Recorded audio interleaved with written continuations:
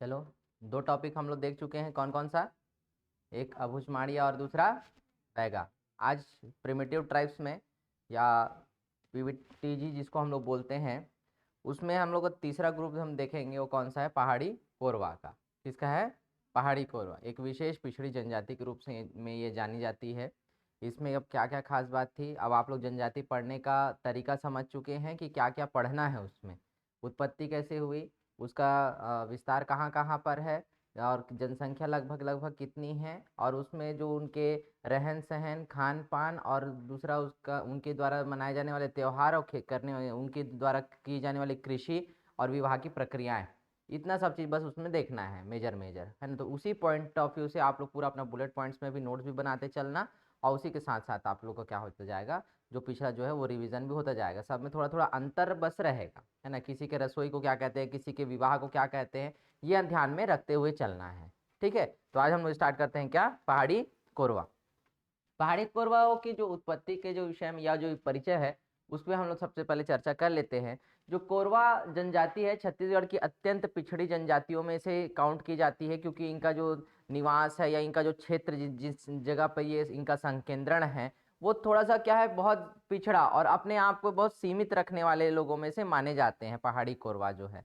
बीच में कभी कभी ये एक दो बार ऐसे न्यूज़पेपर्स में, समाचार पत्रों में ऐसी खबर भी आती है कि इनके क्षेत्र पर कुछ फॉरेस्ट गार्ड को तीर लगने की घटना घटी है, या तीर मार दिया है पहाड़ी कोरवाओं ने। इस तरीके के आप लोग को बार बार ऐसे कभी ऐसे बीच बीच में समाचार पत्रों में देखने को मिलता होगा। अब क्या है, वो घटना इतनी ज्यादा नहीं है, लेकिन जब जब उनके पास में क्या हुआ है, ऐसा लगा है कि नहीं, ये हमारे क्षेत्र पर अधिकार तो नहीं कर लेंगे या अधिग्रहण तो नहीं हो जाएगा, ऐसे कुछ बातों को लेकर क्या होता रहा है, वो अपने आप को सुरक्षित रखने का प्रयास करते रहे हैं। पहाड़ी कोरवा जो है बेसिकली अपने क्षेत्र को और अपने आप को क्या रखना चाहता है, सुरक्षित रखना चाहता है, और अपने क्षेत्र तक सीमित रहना चाहता है। उसके अलावा वो क्या नहीं चाहता, कोई दूसरे तरीके का बड़ा विकास, कोई बड़ा परिवर्तन या आधुनिकता के दौर में अपनी संस्कृतियों को खो देना, ऐसा कोई विचार नहीं है उसमें, है ना। मतलब उस अत्याधुनिक चीजों के अब धीरे धीरे, हालांकि उनके विकास के लिए जो प्राधिकरण और उनके विकास के लिए जितनी नीतियां जो बन रही हैं, उन नीतियों के तहत अब पहाड़ी कोरवा भी धीरे धीरे क्या हो रहे हैं, अब अपने आप को ढाल रहे हैं। ठीक है, तो ये सबसे आदिम अवस्था से निवास करने वाली जनजातियों या ट्राइब्स में गिनी जाती है। कौन सी? पहाड़ी कोरवा। ठीक है, आगे देखते हैं हम लोग।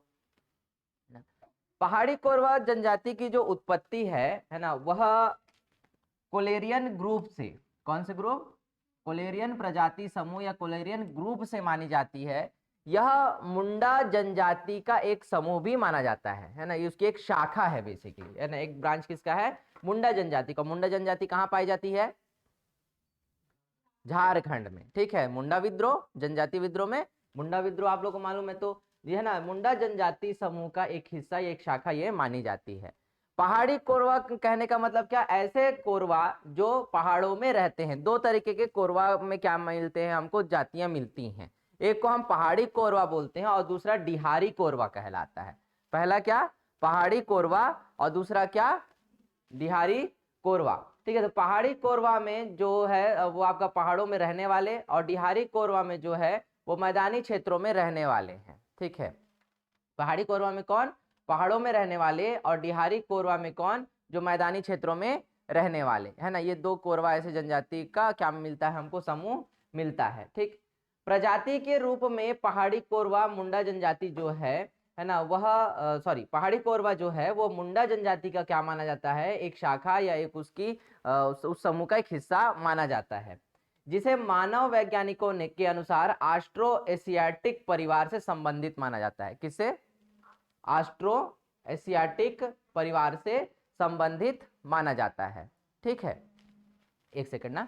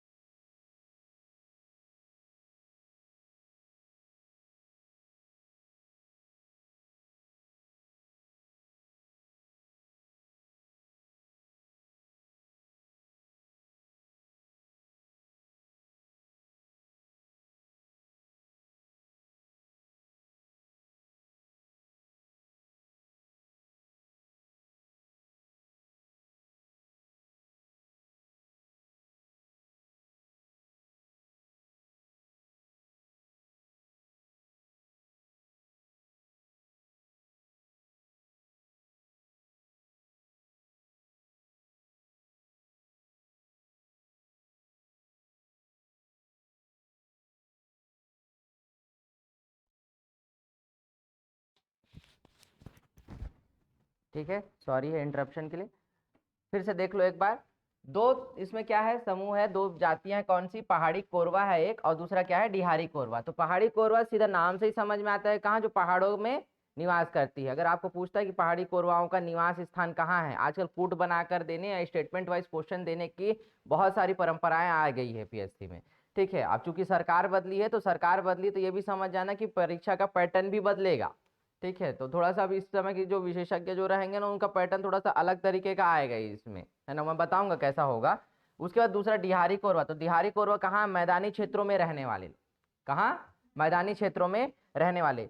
प्रजातीय रूप से अगर हम लोग चर्चा करेंगे कि पहाड़ी कोरवा जो है ना, वह किस जनजाति के समूह के हैं, तो क्या है, या किस जनजाति शाखाओं से शामिल होते हैं, तो ये चीज ध्यान में रखना कि जो पहाड़ी कोरवा है वो मूल रूप से यह माने जाते हैं कि इनका जो संबंध है किस जनजाति से है, मुंडा जनजाति से। उसी की एक शाखा से अलग होकर किसने एक क्षेत्र पर अपना निवास बनाया है, पहाड़ी कोरवाओं ने। ठीक है, किसने, पहाड़ी कोरवाओं ने।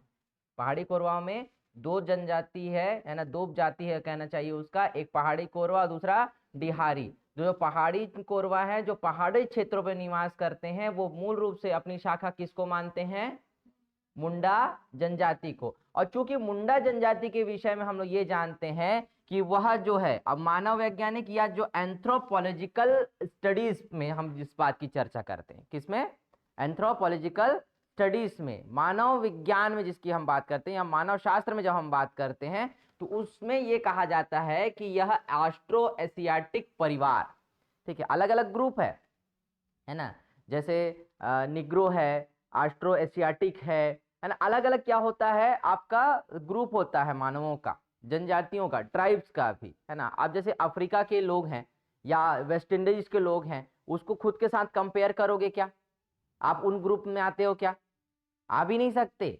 ठीक है, क्योंकि हम उनके जैसा, जैसे हमारा हमारे रूप रंग, हमारी शारीरिक बनावट है क्या, है क्या, हाँ या नाम जवाब दो ना।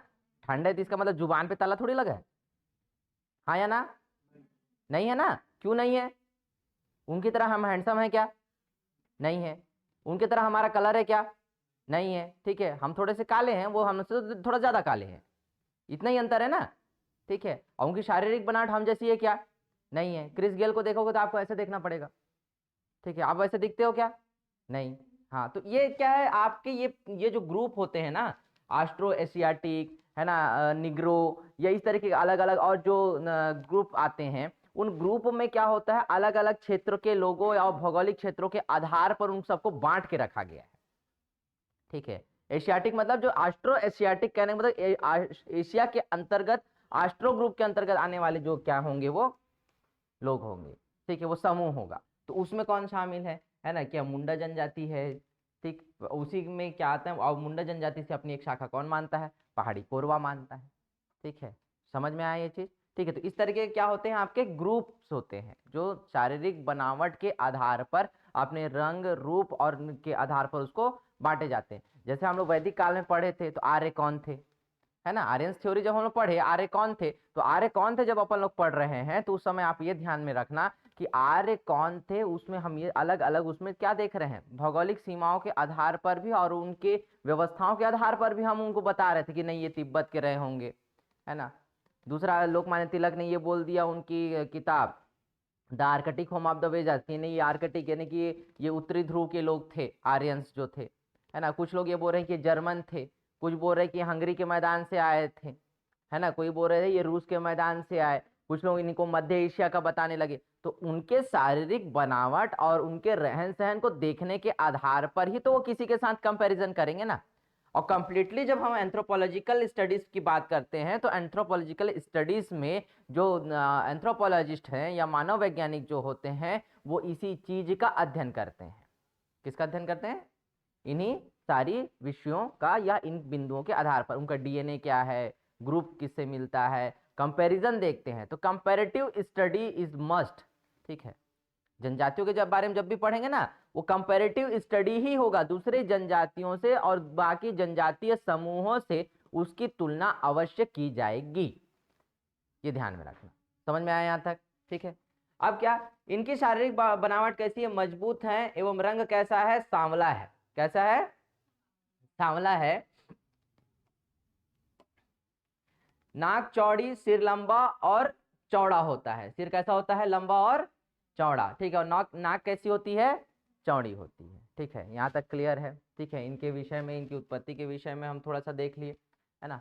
निवास क्षेत्र, तो निवास क्षेत्र कहाँ है? छत्तीसगढ़ के रायगढ़, जसपुर, सरगुजा, कोरिया, बिलासपुर और जांजगीर। ठीक है, बुक्स में अंडरलाइन कर लो या फिर नोट्स में लिख लो इसको कि कहाँ कहाँ इनका निवास क्षेत्र है। यानी कि ये प्रश्न पूछता है, किस तरीके से प्रश्न पूछता है आपको पीएससी में, कि पहाड़ी कोरवा जनजाति का संकेंद्रण किन किन स्थानों पर है। ठीक है, और नीचे ग्रुप बना देता है, अलग अलग जिलों का ग्रुप। तो उसमें कैसे बनाएगा ग्रुप, ध्यान में रखना। अब जैसे रायगढ़, जसपुर, सरगुजा, कोरिया एक ग्रुप बना, अगला ग्रुप बना देगा क्या? रायगढ़, बिलासपुर, जांजगीर और शक्ति। ठीक है, अगला ग्रुप बना देगा क्या कि जिसमें रायगढ़, बिलासपुर, जसपुर और दंतेवाड़ा। ऐसा तो आपको ये पहचानना है कि वो 4 जिले जो ऐसे लिख दिया उसने, वो चारों के चारों में संकेंद्रण मिलना चाहिए। किसी एक भी जिले में संकेंद्रण नहीं मिल रहा है आपको प्रॉपरली, तो वो आपके ऑप्शन, मतलब वो आपका क्या है? रॉन्ग ऑप्शन है। ध्यान में रखना, क्या है? रॉन्ग ऑप्शन है। समझ में आया क्या बोल रहा हूं मैं? ऑप्शन बनाएगा ए, बी, सी और डी। ठीक है, तरीका समझ, ऑप्शन बता रहा हूं क्योंकि आप हमेशा ध्यान रखना, किसी भी प्रश्न का उत्तर जो है ना, उसी के उत्तर में ही छुपा होता है। वहीं से हम एलिमिनेशन जो खेलते हैं ना, विकल्प को हटाने की जो प्रक्रिया होती है, तो विकल्प को हटाने की प्रक्रिया हम लोग वहीं से देखते हैं ना कि कौन सा नहीं होगा। ठीक है, कौन सा होगा और कौन सा नहीं होगा। तो कौन सा नहीं होगा को पहले तलाशो। जब आप फंस रहे हो कहीं पे, अब आपको आंसर नहीं आ रहा है, अब जैसे यहाँ पे एक बना दिया अपन लोग, रायगढ़, जसपुर, सरगुजा और कोरिया बना दिए। एक बना दिए रायगढ़, सरगुजा, कोरिया, और उसके बाद फिर अपन बना दिए एक आध दंतेवाड़ा वगैरह। ठीक है, एक नया सरगुजा, कोरिया, जसपुर और एक बना दिए बीजापुर ऐसा। ठीक, एक बना दिए हम लोग जसपुर, कोरिया, है ना, बिलासपुर, और उसके बाद एक आध बना दिए अपन लोग रायपुर ऐसा। अब हमको मालूम होना चाहिए कि अब ये जो जिले का जो समूह है, इस जिले के समूह में कौन सा ऑप्शन होगा और कौन सा ऑप्शन नहीं होगा। ठीक है, अब बाकी जो ग्रुप जो बना है उसमें हमको जिले को ये पता होना चाहिए कि नहीं, इन जिलों में जो है ना ये पाया जाता है और ये नहीं पाया जाता, इनका संकेंद्रण है और इनका संकेंद्रण नहीं है। संकेंद्रण का मतलब होता है कि वह जनजाति इसी स्थान पर मिलती है या इस स्थान पर निवास करती है, ये इसका मतलब होता है संकेंद्रण का मतलब। क्लियर है? समझ में आया? ऑप्शन बनाना भी सीखना। जब किताब में पढ़ रहे हो, आप किताब में थ्योरी पढ़ रहे हो, वन लाइनर बुक पे मैं बहुत ज्यादा विश्वास नहीं करता, क्योंकि वन लाइनर बुक पे एक स्टेटमेंट लिख दिया जाता है लेकिन उस स्टेटमेंट का डिक्लेरेशन नहीं होता है। उसके लिए आपको सेकंड लाइन जरूरी होती है। जैसे ददरिया सब समझे हो ना, ददरिया गीत जानते हो नहीं जानते हो? क्या होता है ददरिया? डांस फॉर्म, है ना। ददरिया गीत में क्या होता है? पहले लाइन की पुष्टि करने के लिए दूसरी लाइन या दूसरी पंक्ति का आड़ लेना पड़ता है ना, लेना पड़ता है कि नहीं? सुने हो कि नहीं सुने हो ददरिया? तुम छत्तीसगढ़िया हो कि नहीं हो? हाँ, कैसे बता दूंगा, है अपन जब देखेंगे उसको उस समय बताऊंगा। लेकिन ददरिया तो आप लोग आम जिंदगी का हिस्सा है ना। नवा मंदिर में कलश नहीं है रे। ठीक है, सुने हो नहीं सुने हो, है ना। 9 दिन हो गए तोर दरस नहीं है। तो पहले लाइन को पूरा करने के लिए दूसरे लाइन का क्या लेना पड़ता है? आड़ लेना पड़ता है उसमें। ठीक है, नहीं तो माते रहिबे सुनबो आज सांझ के बैठ के। ठीक है, माते रहिबे, माते रहिबे, है ना। आगे क्या है? काओ, हाँ आगे। हर चीज मेरे से मत पूछो ना तो उतना तो ये तो वो है ना, माते रहिबे, माते रहिबे, माते रहिबे वो। ठीक है, गठिया गांजा ला पी के माते रहिबे। ठीक है, तो अनु शर्मा का बेहतरीन परफॉर्मेंस है, उसी को सुन लो। अब विधायक हो गए भाई साहब अब। ठीक है, अब तक अनु शर्मा जी थे, पद्मश्री थे, अब क्या हो गया? भाई साहब हो गए। क्या हो गए? भाई साहब विधायक हो गए ना अब, ना। कौन सा क्षेत्र है उनका? दरसिवा। चलो सबको याद है, तो याद कर लेना प्रमुख प्रमुख लोगों का विधानसभा सीट भी याद कर लेना, मैं बता भी दूंगा। और ठीक, तो ये समझ में आया कि ऑप्शन कैसे बनाना है? क्लियर है एकदम, है ना। क्वेश्चन आता है तो उसी पैटर्न पे आपको क्या करना है? सॉल्व करना है। तो क्वेश्चन जब नहीं बनता रहता है, एक ऐसे क्वेश्चन आते हैं, ध्यान में रखना, छत्तीसगढ़ के ना 50 क्वेश्चन पे बात कर रहा हूं मैं। छत्तीसगढ़ के 50 क्वेश्चन में 17 से 18 क्वेश्चन ऐसे होते हैं जो आपको शुरुआत एक बार में उसका आंसर पता होगा। ठीक है, जैसे एक सरल सा एग्जांपल लेते हैं, छत्तीसगढ़ का जो नक्शा है वो किस आकृति का दिखता है। ठीक है, आपको ऐसे ही याद होगा। ठीक है, तुरंत देखो और टिक करो। ठीक है, छत्तीसगढ़ राज्य की राजधानी का नाम क्या है? तो क्या नाम है? अटल नगर नवा रायपुर। ठीक है, राजधानी है। ठीक है, नया रायपुर भी नहीं है, नवा रायपुर है, ध्यान रखना इस चीज को। तो ये एक बार में टिक करने वाला क्वेश्चन है, मतलब ये वन टाइम टिक का क्वेश्चन बोलते हैं इसको हम लोग। क्या बोलते हैं? वन टाइम टिक, ओटीटी। हमारे ओटीटी का मतलब ये होता है। ठीक है, ये एक बार में 17-18 क्वेश्चन बन गया। उसके बाद में कुछ क्वेश्चन ऐसे होते हैं कि जिसमें हमको ना एक या दो ऑप्शन में क्या रहता है, कंफ्यूजन रहता है। ठीक है, ये वाला हो सकता है कि ये वाला हो सकता है, क्योंकि आसपास बना देते हैं उसको। उसमें आपको फिर क्या करना है कि दोनों ऑप्शन में ही बस एलिमिनेशन खेलना है। अब उसके बाद कुछ प्रश्न ऐसे होते हैं जिसमें लगभग लगभग 8 या 9 क्वेश्चन ऐसे मिलते हैं आपको, जिनको या तो आप सॉल्व करो या तो छोड़ दो, है ना। या तो उनको जीएस के पार्ट से उन 8-9 क्वेश्चन का आप क्या निकाल लो, हिसाब निकाल लो कि ये क्वेश्चन मैं बनाऊंगा और इतने क्वेश्चन को छोड़ दूंगा, ऐसा। तो वो 8-9 क्वेश्चन को अगर आपको डील करना है ना, तो उसमें एलिमिनेशन बहुत जरूरी है। क्या जरूरी है? एलिमिनेशन। और खासकर वो सबसे ज्यादा वो कौन से क्वेश्चन होते हैं? पंचायती राज के सबसे ज्यादा। ठीक है, उसमें पूछेगा कि सरपंच के खिलाफ अविश्वास प्रस्ताव लाने की प्रक्रिया में क्या है। ठीक है, तो अब उसमें अलग अलग देगा, वहीं पे कंफ्यूजन होता है सबसे ज्यादा। तो अब उसमें करो कि नहीं ये वाला नहीं होता है, ये वाला भी नहीं हो सकता है, पॉसिबल नहीं है, फिर ये नहीं होगा, ऐसा। हालांकि उसमें क्या होता है, अलग अलग अलग अलग 3-4 स्टेटमेंट रहते हैं और नीचे उन स्टेटमेंट्स को फॉलो करना रहता है कि 1 2 3 या 1 2 4 ऐसा फॉलो करना पड़ता है उसको। तो उसमें वो क्या करता है, बहुत काम करता है एलिमिनेशन। लेकिन उसके लिए आपको उस टॉपिक का क्या रहना चाहिए, जानकारी रहना चाहिए। पंचायती राज पढ़ना है ना, तो पंचायती राज में आप उसकी समितियां, ठीक है, उसके अविश्वास प्रस्ताव की प्रक्रिया, सरपंच की नियुक्ति, शपथ, है ना, और उसका चुनाव, इतना पढ़ के जाओ और इसके बाहर का क्वेश्चन आता ही नहीं है ना। सरपंच उप सरपंच उतना में फिर क्या हो जाता है, डील हो जाता है पूरी तरीके से। फिर सेम जनपद पंचायत, जिला पंचायत का भी उसी तरीके का। ठीक है, ये आपका एक तरीका बता दिया हूं कि इतने बीच से ही क्या आता है, प्रश्न आते हैं, उससे बाहर पूछता नहीं है। समितियां वगैरह पूछ लिया और बाकी चुनाव पूछ लिया, अविश्वास प्रस्ताव पूछ लिया, वापस बुलाने का, शपथ देने का, और जब उसके अविश्वास प्रस्ताव होगा तो उस समय अधिकारी कौन रहेगा, इतना प्रश्न आता है। ठीक है, हालांकि अब हमारा जो टॉपिक है उस पर हम लोग आते हैं, मैं आपको क्वेश्चन बताने का तरीका बता रहा था। ठीक है, समझ में आ गया? आगे बढ़ सकते हैं हम लोग, चलो, है ना। तो ध्यान रहेगा, रायगढ़, जसपुर, सरगुजा, कोरिया, बिलासपुर और जांजगीर चांपा, इतना क्षेत्र आपका क्या है, पहाड़ी कोरबा का संकेंद्रण है।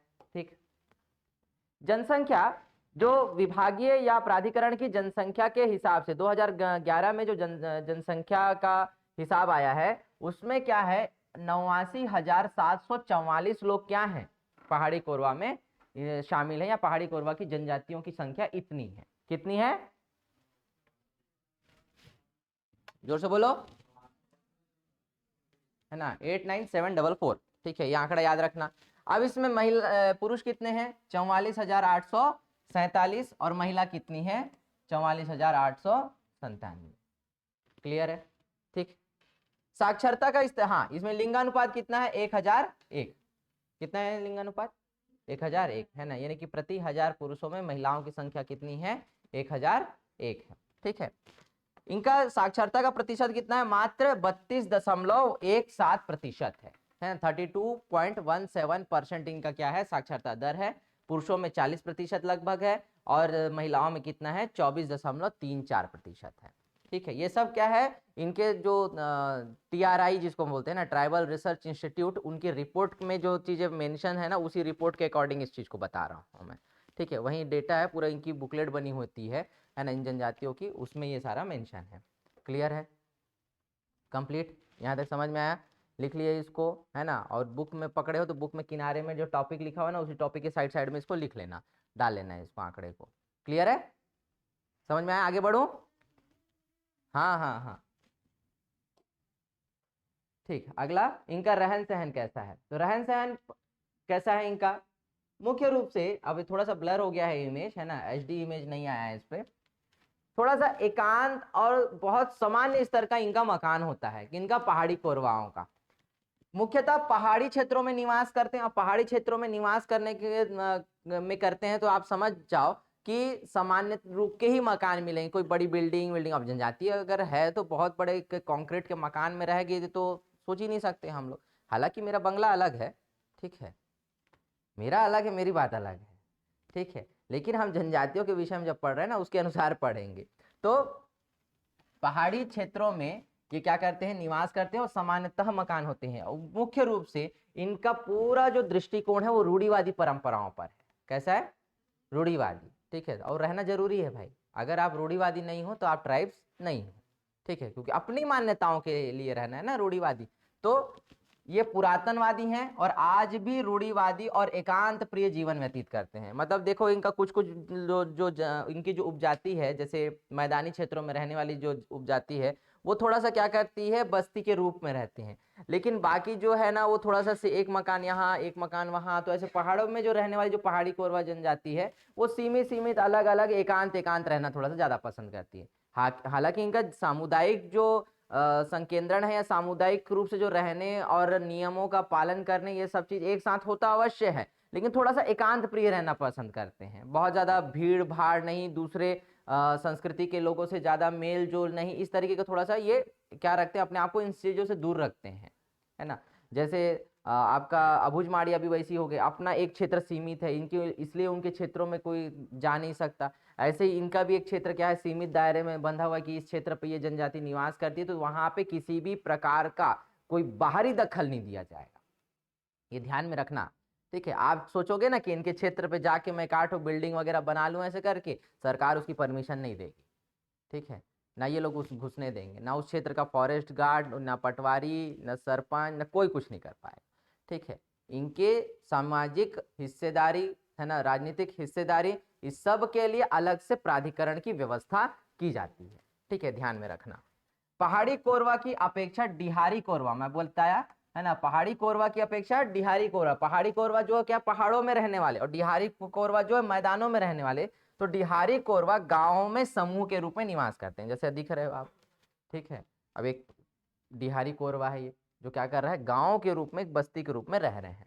सामान्यतः जो इनका जो मकान है ना वो कैसे बनता था कि लकड़ी और जो ऊपर छप्पर है, वो छप्पर में घास फूस वाला जो छप्पर बनाते हैं इन लोग, है ना, वो थोड़ा सा ज्यादा सघन उसको छत को अच्छा बना के उसमें घास फूस वगैरह डालते थे, ठीक है। लेकिन अब थोड़ा सा अपडेट करके उसको मिट्टी का घर बनाते हैं इन लोग, ठीक है, और खपरेल का यूज करते हैं बेसिकली, ठीक। यहाँ तक क्लियर हुआ, आगे बढ़ सकते हैं अपन लोग।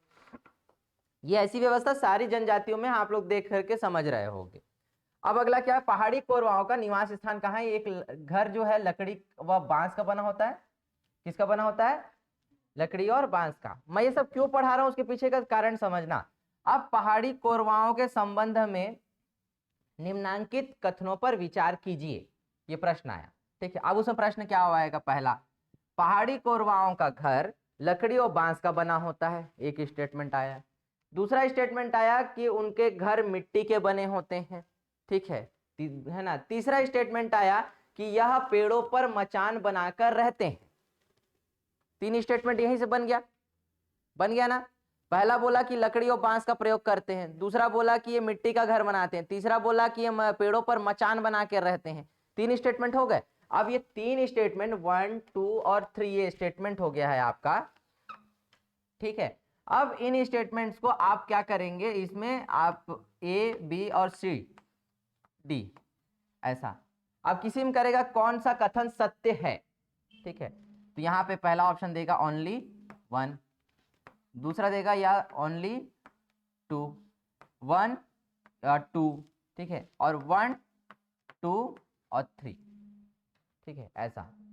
अब आपको पता होना चाहिए इन स्टेटमेंट्स के बारे में। अब इसमें भी एलिमिनेशन खेल सकते हैं हम लोग, है ना, कि अगर ये है तो हाँ ये मालूम है अपने को, ये है कि नहीं, हाँ ये भी मालूम है अपने को, ठीक है, ये है कि नहीं, तो हाँ ये भी अपने को मालूम है। अब जैसे हम फंस रहे हैं कि 1 2 मालूम है, ठीक है, तीसरा नहीं मालूम है अपने को, तब दिक्कत होती है।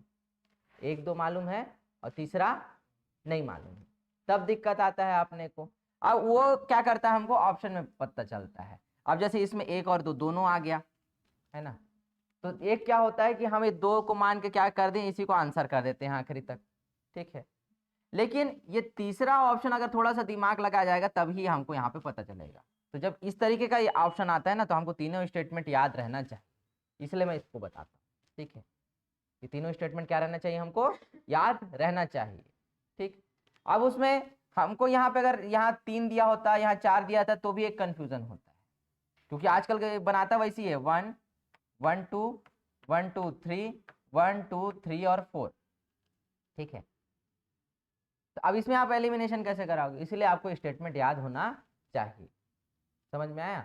और चौथा अगर मालूम है कि है, बाकी 3 याद है कि नहीं याद उससे कोई मतलब नहीं, लेकिन चौथा अगर पॉइंट जनरली वैसे ही बनाता है कि चौथे पॉइंट में आपका ऐसा रख देता है कि वो सबको पता होता है ऐसा स्टेटमेंट, ठीक है, और वो आपको पता है तो आप आंसर तुरंत यहीं टिक करोगे, ठीक है, श्योर। इसलिए स्टेटमेंट बनाना आना चाहिए आप, कैसे स्टेटमेंट बनेगा। तो इसलिए मैं बोलता हूं कि वन लाइनर की जगह एक बार डेप्थ में थोड़ी सी स्टडी करनी जरूरी है, एक बार तो पढ़ना है, बार बार थोड़ी होता है वो।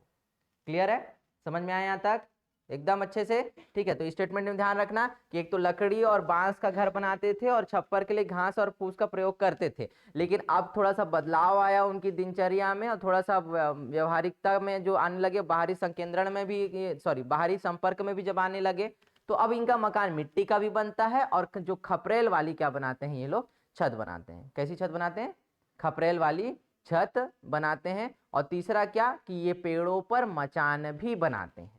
क्या बनाते हैं, मचान, ठीक है। मचान समझते हो, हाँ समझते हैं, कोई समझता है मचान क्या होता है, क्या होता है भाई मचान, हाँ छत्तीसगढ़ी माचा बोलते हैं। और हाँ, अधिकतर माचा कहाँ बनाया जाता है, खेत में बनाया जाता है। कहाँ बनाते हैं, खेत में, ठीक है। बस्तर के क्षेत्रों में मचान बनाने की अपनी क्या है, विधिवत परंपरा है। मचान बनाते हैं, थोड़ा सा झोपड़ी टाइप का, जो छत वगैरह कैसे रखते हो, उसमें सोने ओढ़ने बिछाने और कुछ थोड़ा सा बर्तन वर्तन भी ऐसे रख ले रहते हैं। हालांकि उस मचान में नहीं बनाते हैं उन लोग, बाहर में ही बनाते हैं खाना वाना, नहीं तो जल जाएगा मचान ठीक है, वहां नहीं बनाते। अब तुम लोग को बर्तन बोला तो तुम लोग सोचना नहीं है ऐसा। मचान को बनाने के पीछे क्या उद्देश्य क्या है कि जब फसल बढ़ती है तो बढ़ती हुई फसल की रक्षा के लिए जो है ना, मचान खेत के बीच में बनाया जाता है। और क्या करते हैं, उस मचान से ना रस्सी निकाल के ना वो खेतों में चारों तरफ क्या कर दिया जाता है, गाड़ दिया जाता है एक रस्सी ऐसा। अब वो इसलिए करते हैं कि जब जंगली सुअर आएगा, ठीक है, वो रात को आता है अधिकतर, ठीक है, जंगली सुअर आएगा और आके जब वो रस्सी वगैरह से टकराएगा या लकड़ी से टकराएगा, है ना, तो वो क्या रस्सी जब हिलता है तो मचान में लगे हुए जो वो रहते हैं घुंघरू घंटी वगैरह ऐसा बांधते हैं, वो हिलता है।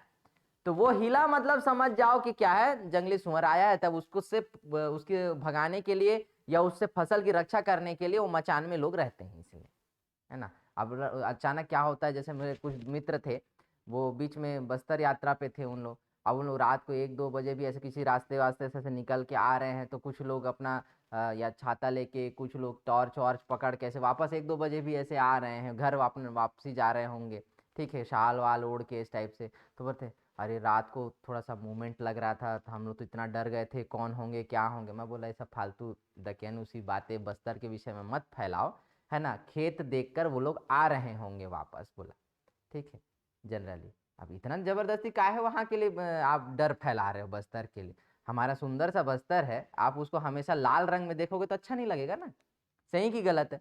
हाँ, तो आप लोग भी ऐसा ध्यान रखो।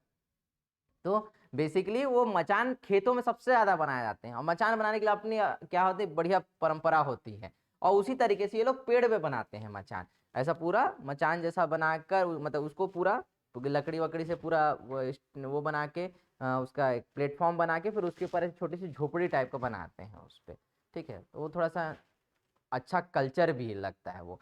तो छत्तीसगढ़ में जो टूरिज्म की, विलेज टूरिज्म का जो कॉन्सेप्ट देखा जा रहा है, उसमें ये बहुत फेमस है कि पेड़ों पर क्या होगा, जो ट्री हाउस बोलते हैं ना एक तरीके का, वो उसको मचान समझो, वही चेचुअल है, उसके जन्मदाता ट्राइबल्स लोग हैं, हम आदिवासी लोगों ने उसको दिया है वो ट्री हाउस वाला कॉन्सेप्ट, ठीक है, तब शहरी लोग सीख रहे हैं।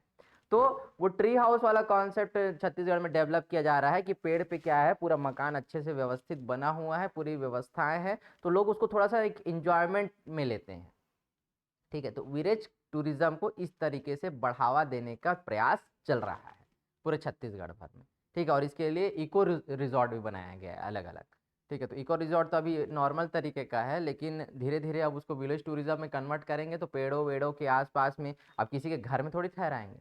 हालांकि वो प्रक्रिया भी चल रही है कि छत्तीसगढ़ सरकार शासन ने टूरिज्म को डेवलप करने के लिए कुछ घरों को किराए पे उठाया हुआ है, और जो अतिथि आते हैं उनको उनके घरों में रुकाते हैं, और पारंपरिक जैसे जो भोजन है छत्तीसगढ़िया भोजन या क्षेत्र के हिसाब से जो विशेष भोजन होगा वो विशेष भोजन भी कराने का उनको क्या है प्रयास है।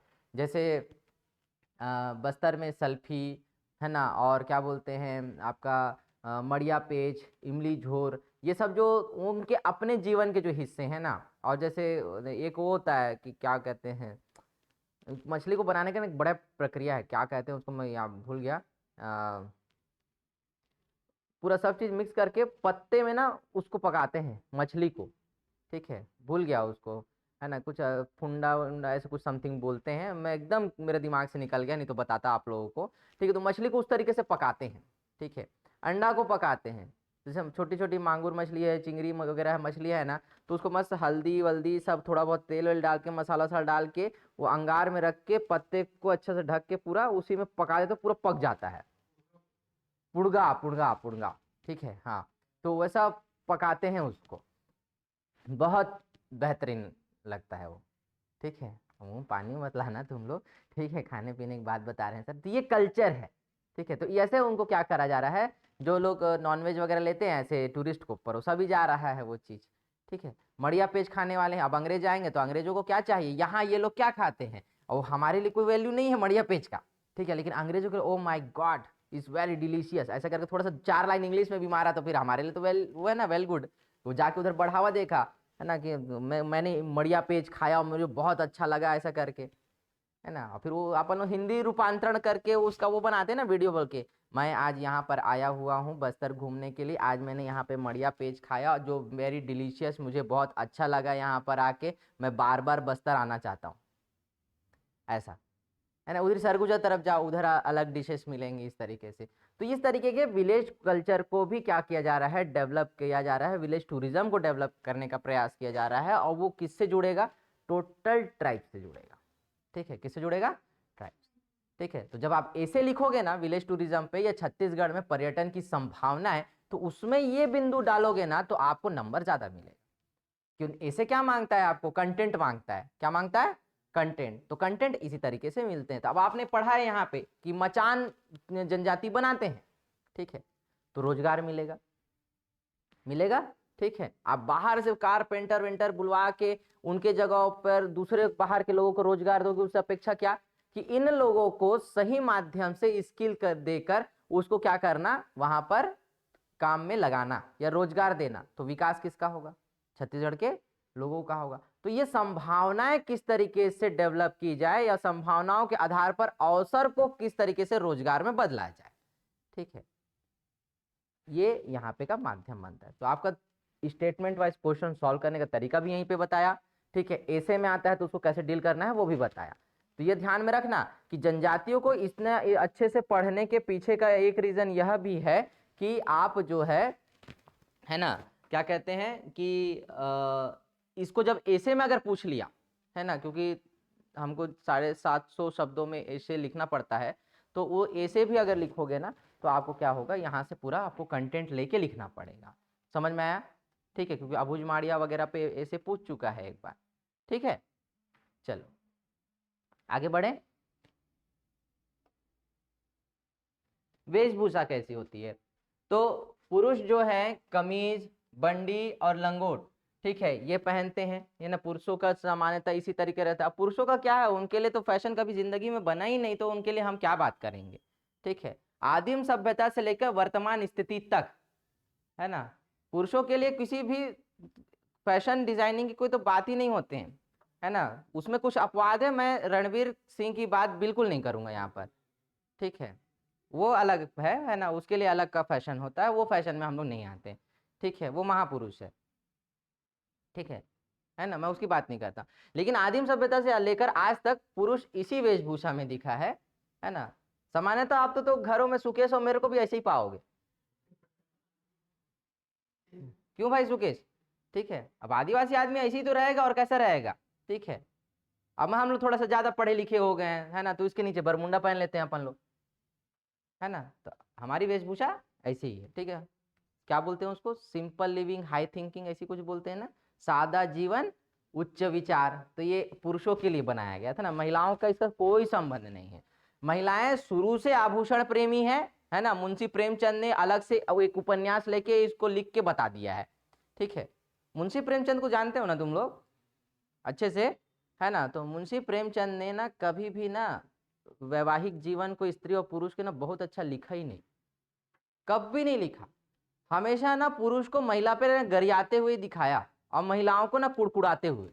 ठीक है, अब महिलाएं तो जोर से ज्यादा कुछ बोल नहीं सकती ना, कुड़कुड़ कुड़कुड़ कुड़कुड़ करती हैं महिलाएं, ऐसी करती हैं ना घरेलू स्त्री।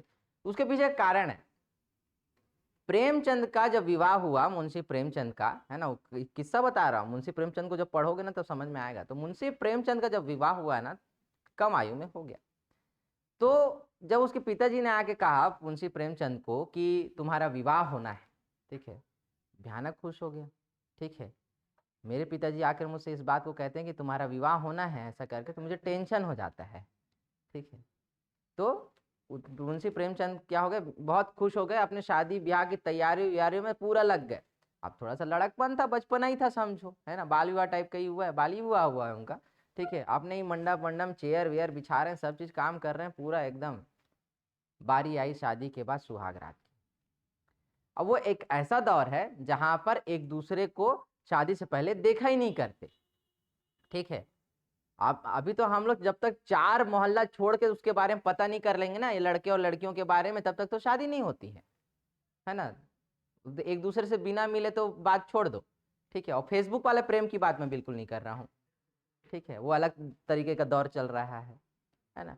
तो मुंशी प्रेमचंद को ने जब ऐसा घूंघट खोला, है ना, वो गाना सुने हो ना, सुहाग रात है घूंघट उठा रहा हूं मैं। ठीक है, तो जैसे घूंघट उठाया, उनका अंदर का जो श्रृंगार रस था ना, वो कंप्लीटली तरीके से ना विभत्स रस में बदल गया।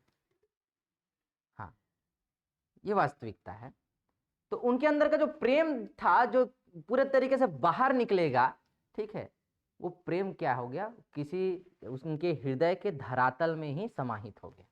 ठीक है, हो सकता है उस हृदय के पताल में भी क्या होगा, वो चला गया होगा। तो उनका जो वैवाहिक जीवन रहा बहुत अच्छा नहीं रहा, इसलिए उनके लेखन में हमेशा स्त्री और पुरुष के बेमेल वैवाहिक संबंध को हमेशा दिखाया गया, हमेशा। ठीक है, चाहे वो गबन हो, चाहे वो गोदान हो, है ना, चाहे वो मानसरोवर की कहानियों में हो, तो बहुत नहीं दिखाता, हमेशा बेमेल रिश्ता ही वो रहा स्त्री और पुरुष का। गोदान की एक स्टोरी है, वहीं पे एक थोड़ा सा प्रेम का दृश्य दिखाने का प्रयास भी करते हैं, लेकिन अंतिम में वो भी बिछड़ना ही है, वो तय है ना। वो वकील साहब और जो एक महत्वाकांक्षी महिलाओं का बीच में ऐसा एक दृश्य भी बताता है ना, कि नदी को पार करके उसने अपने कांधे पर बैठा के पहाड़ों तक पहुंचे, दोनों बहुत भूखे थे, घर में आश्रय लेके उन्होंने थोड़ा सा नाश्ता किया, ऐसा वाला थोड़ा सा बताने का प्रयास करते हैं, लेकिन वो भी प्रेम की पराकाष्ठा तक नहीं पहुंच पाता है ना, क्योंकि दोनों के हृदय की संवेदनाओं को ही नहीं बता पाए थे मुंशी प्रेमचंद। तो ऐसे यहाँ पे भी, ठीक है, पुरुष अतीत से लेकर वर्तमान तक उसका फैशन डिजाइनिंग एक ही तरीके का है, कोई परिवर्तन नहीं है ना। आप आज तक कहीं कुछ जाके किसी भी दुकान पे जाके मेरे पुरुष साथियों में का मैं इसमें समर्थन चाहूंगा इस पंक्ति पे, कि आपने कभी किसी भी शॉप में जाकर कोई अपने लिए ऐसी चीज मांगी है क्या जिसका नाम आज तक किसी ने नहीं सुना होगा, है ना, क्योंकि हमारे लिए शर्ट और पैंट के अलावा कुछ तीसरी चीज बनी ही नहीं है। और कुर्ता, सही है, हाँ कि ना? हाँ, और जो हमारी बहनें हैं, जो हमारी महिला मित्र हैं, ठीक है, इनके कपड़ों के नाम ए से लेकर जेड तक कंप्लीट है। ठीक है, तो सब जगह क्या है, स्त्री का श्रृंगार और आभूषण प्रेम बहुत ज्यादा है। तो यहाँ पर भी स्त्रियों का अपना श्रृंगार है, ठीक है। तो स्त्रियां संसाधनों के आधार पे भी क्या करती हैं, अपना श्रृंगार करती हैं। तो यहाँ पर सस्ती जो धातु होती है गिलट, गिलट जानते हो आप लोग, है ना, गले में नहीं पहनते, धातु होता है गिलट, ठीक है। तो गिलट जो होता है ऐसी सस्ती धातुओं से बनी जो आभूषण होती है, जो हाट बाजारों में बहुत सरलता से मिलती है, ठीक है। तो ऐसे आभूषणों का श्रृंगार कौन करती है, कोरवा महिलाएं करती है, ठीक है। अब आप लोग थोड़ा सा ज्यादा रईस लोग हैं तो सोना चांदी ऐसा आप लोग ज्यादा ट्रेड करते हो, अब हम जैसे गरीब लोग कहाँ सोना चांदी पहन पाएंगे, ठीक है। सही कि गलत, वाह, ठीक है। तो गिलट से बने हुए आभूषणों का क्या करती हैं, ये अपने श्रृंगार करती हैं। गोदना में क्या है, तो गोदना में तो स्त्रियां जो है वो सामान्य गोदना इनका रहता है, जैसे पैरों में गोदना आप देख सकते हो, है ना, और ये जो हाथों पे एक गोदना हुआ है। लेकिन इसके अलावा लड़कों में गोदना नहीं कह सकते, लेकिन वो एक तरीके का ना गोदने की प्रक्रिया में ही है ना। क्या होता है इसमें, कोरवा जनजाति में 5 वर्ष की आयु होने पर लड़के के हाथ में, किसके हाथ में, लड़के के हाथ में 10 से 16 निशान आग से जलाकर बनाए जाते हैं। इसे दरहा कहते हैं। क्या कहते हैं, दरहा, इसको नोट करके रखो, इसे क्या कहते हैं, दरहा। ये गोद मतलब आग से दागने का है, 1 2 3 4 5 6 7 8 9 10, ठीक है। 10 से 16 निशान ऐसे लगाए थे, किसके हाथ में, लड़के की, कौन सी आयु में, 5, ठीक है। देखना ऐसे कई जनजातियों में ना ये परंपरा भी है, हंसिया को गर्म करके ना कि कोई कुछ वो हुआ है, बीमारी हुआ है, कुछ बुखार हुआ है, कुछ है ना, तो ऐसे वो क्या बोलते हैं उसको, टोटका करने के टाइप का ऐसे थोड़ा थोड़ा आंकते हैं, ठीक है। पेट को आंकते हैं, पीठ को है, हाथ को है, ऐसा, ठीक है। तो ये करते हैं, तो वो देखा हूँ मैं कुछ कुछ वीडियोस वगैरह 1 2 जगह पे ना, तो थोड़ा सा मेरे को थोड़ा भयानक भी लगता है, तकलीफ टाइप का। हो गया यहाँ तक, समझ में आया। तो क्या कहते हैं इसे, दरहा। तो दरहा पूछोगे तो बता दोगे, ठीक है। आजकल क्या पीएससी पागल हो गया है, तो कुछ भी क्वेश्चन निकाल के पूछता है, तो ध्यान में रखना है ऐसा वाला। तो ये बाद में मत बोलना कि सर आप बताए नहीं थे कि दरहा क्या होता है करके, ठीक है। चलो, खाना पीना, है ना, तो फिर से मैं बता रहा हूँ, खाने पीने की बात कर रहे हैं, पीने खाने की बात बिल्कुल नहीं है यहाँ पर, है ना। तो कोदोकुट की गोंदली का पेज, ठीक है, गोंदली का छिलका नहीं होता है, अलग सुखा सुखा के रखते हैं उसका पेज, ठीक है। चावल की भात और जंगली कंदमूल भाजी व मौसमी सब्जी, इनका सेवन है। अब आदिवासी आदमी क्या खाएगा, मेरे को कुछ लोग उस दिन बोल रहे थे आप भाजी बहुत खाते हो ऐसे करके, तो आदिवासी खाता क्या है ऐसे करके, ठीक है। क्या मजा आता है यार, आदिवासी होके भी आप नॉनवेज नहीं खाते, वे नहीं खाते, वो नहीं खाते हो, ऐसा करके बोलते। एक बार लाइन से ना भाजी खाना चालू करो, उसके बाद फिर आप भी ना नॉनवेज भूल जाओगे, बोलते हैं सीधा। सही गलत है, जिस दिन खाना रहता है उस दिन खा लेते हैं, सही गलत, हाँ। तो बाकी दिन तो भाजी ही खाएंगे ना। हमारा वो है क्या, स्टमक है, वो खदान नहीं है। क्या नहीं है, खदान, ठीक है। कि हफ्ते में 4 बार 5 बार अपन लोग नॉन वेज टंगड़ी खींच रहे हैं, ऐसा नहीं होगा, ठीक। इतना रईस नहीं है अपन लोग, ठीक। हाँ, लेकिन एक चीज बता रहा हूँ, वेज से सस्ता, है ना, नॉन वेज होता है, सही है, हाँ। अंडा का सब्जी सस्ता है, ठीक है। आप 10 बार बना डालोगे, और उतना जो एक अंडे का मतलब 10 बार अंडा का जो सब्जी बना ना, उतने में ना आप 1 बार सब्जी बनाओगे, हरी साग भाजी, है ना। 60 रुपये गोभी का किलो है ऐसा वाला, ठीक है। पनीर तो सोनार की दुकान पे मिलेगा कुछ दिन में, सही गलत, हाँ। तो आदिवासी जीवन ठीक है ना भाई, हम लोग भाजी कहाँ उगा लेते हैं, बाड़ी में, ठीक है। तो नरवा गरवा घुड़वा बाड़ी, ठीक है। हालांकि धनिया वो आ गया उसका, हाँ। तो लेकिन बाड़ी में ही तो हो रहा था ना, ठीक है, हम बाड़ी से ही ला रहे थे। इस बार मांसाहार में मुर्गा, पक्षी, मछली, बकरा, जंगली सुअर, है ना, हिरण का शिकार। हाँ, ये लोग खास बात ये है कि इन लोग हिरण का शिकार करते हैं। किसका शिकार करते हैं, हिरण का शिकार, ठीक है। लेकिन इन लोग को सलमान खान टाइप का क्या नहीं होता, सजा नहीं होता है, ये ध्यान में रखना है। किसका शिकार करते हैं, हिरण का। ये जनजाति शराब के बेहद शौकीन होते हैं, कौन नहीं होता है कम बखत, ठीक है। किसके शौकीन होते हैं ये लोग, शराब के शौकीन, ठीक है। देखो ना, कल से भी वही, कल भी मैं देख रहा था कि मंत्रालय डिसाइड हो गए हैं सब, कैसा ऐसा फर्जी पूरा चल रहा था, मंत्रालय बटन ही है अभी। और तो अब उसमें आबकारी विभाग किसको मिला, आबकारी विभाग किसको मिला करके पूरा फेसबुक व्हाट्सएप सब जगह पे ना पूरा वही चल रहा था, ठीक है। तो फिर अब इतनी चिंता है शराब पर, सोचो, है ना। और इसलिए ज्यादा चिंता है कि हमारे राज्य में ना सबसे ज्यादा आमदनी इसी से होती है, ठीक। ये जनजाति चावल से बनी हंडिया का शराब के रूप में सेवन करते हैं। हंडिया, ठीक है, क्या हंडिया बोलते हैं या हंडिया बोलते हैं, है ना, हंडिया का शराब के रूप में सेवन करते हैं। ठीक है, चावल से बनी शराब, है ना, चावल से लोग सोचो शराब बनता है, लोग तो धान से एथेनॉल भी बना रहे हैं। हम कुछ दिन में एथेनॉल से बनी इंजन की गाड़ियां चलाएंगे, टेंशन मत लो। ठीक है, तो ये चावल से क्या बनाते हैं, शराब, जिसको हंडिया बोलते हैं। ध्यान में रखना। ये देखो,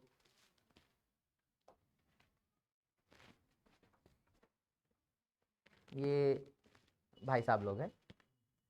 आर्थिक जीवन, ठीक है, इस जनजाति का जो आर्थिक जीवन है मुख्यतः जंगली उपज संकलन और शिकार पर आधारित है। ठीक है, वनोपज का संग्रहण जो है ना आदिवासी जीवन का मुख्य हिस्सा है। ठीक है, वो संग्रहण नहीं करेंगे, संकलन। आप लोग को मालूम, एक अच्छी चीज बताता हूं मैं, जो अबुझमाड़िया जो लोग हैं, परजा, दोरला, धुरवा और बस्तर के क्षेत्रों में रहने वाली जितनी जातियां, खासकर ये अबुझमाड़िया मुड़िया लोग ज्यादा है उसमें।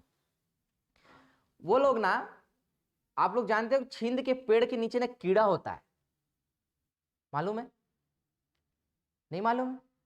छींद का पेड़ देखे हो कि नहीं देखे हो? छोटा छोटा वो छींद का पेड़ है ना, जो छोटा रहता है, छींद का पेड़ झाड़ी जैसा रहता है, देखे हो वो? छींद तो जानते होगे ना? कितने लोग वो छींद नहीं जानते, पहले ये बताओ। तू छींद नहीं जानता, तुम भी छींद नहीं जानती, तुम भी छींद नहीं जानती, और कोई नहीं जानता छींद, ऐसा? तुम भी नहीं जानती। ठीक है, तुम लोग कौन से गोले से आए हो? हाँ, पृथ्वी, पृथ्वी तो में तो हम लोग रह रहे हैं। मेरे को डाउट है तुम लोग किसी दूसरे गोले से आए हो यहाँ पे, ऐसा लग रहा है। इतना शहरीकरण क्या?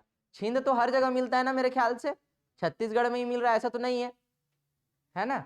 छींद छोटा छोटा सा फल होता है, ब्राउन कलर का, पकने के बाद ब्राउन होता है, शुरू में वो पीला टाइप का ऐसा फलता है, और वो ताड़ी और कहना चाहिए कि हाँ, ताड़ के पेड़ जैसा उसका भी झाड़ी वो होता है, पेड़ होता है। ठीक है, थोड़ा सा ऐसा कटीला कटीला कटीला तना के सीधे निकलता है, उसमें से झाड़ी के रूप में गुच्छे में पूरा वो फलता है।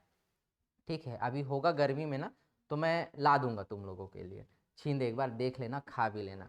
ठीक, तो उस छींद के जो छोटा रहता है ना, उसके पौधे के नीचे थोड़ा थोड़ा खोदते हैं, तो वहां व्हाइट कलर का ना बड़ा क्यूट सा कीड़ा निकलता है।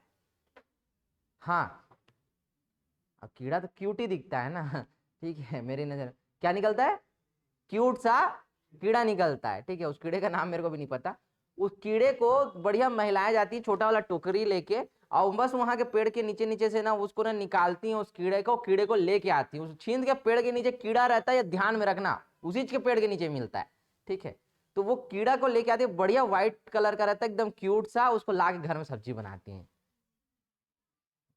तुम लोग फिर छी, आदिवासी जनजीवन सिखा रहा हूं तुम लोगों को, तुम लोग उसमें छी, है ना? तुम लोग बता रहा हूं ना कि सोचो कि कहां कहां से लोग खाने पीने की चीजें खोज लेते हैं, बड़ा टेस्टी लगता है बोलते हैं, लगता ही होगा, उसको ला के साफ करके धो के हल्का सा ऐसे कुचक के फिर फ्राई व्राई करते होंगे तो बढ़िया मोमोज टाइप का दिखता है वो। हाँ, हाँ, तुम लोग मोमोज खा रहे हो, उससे तो अच्छा है ना भाई, वो बेटर है, विटामिन कितना मिलेगा वो उसमें। तो वो उसको लाके क्या करते हैं, बनाते हैं, दिखाऊंगा, उसका नाम मेरे पास नहीं है, लेकिन मैं पेज बताऊंगा, या फिर मेरे ना इंस्टा रील में ना उसको शेयर करूंगा आज शाम को, या तो फिर तुम लोग के ग्रुप में डाल दूंगा वो रील, उसमें देखना, बहुत बेहतरीन है। ठीक है, और मैं सही बता रहा हूँ, बहुत क्यूट सा दिखता है वो कीड़ा। तो जनजातीय जीवन जो है ना, वो फिर सिर्फ किस पे रहता है निर्भर?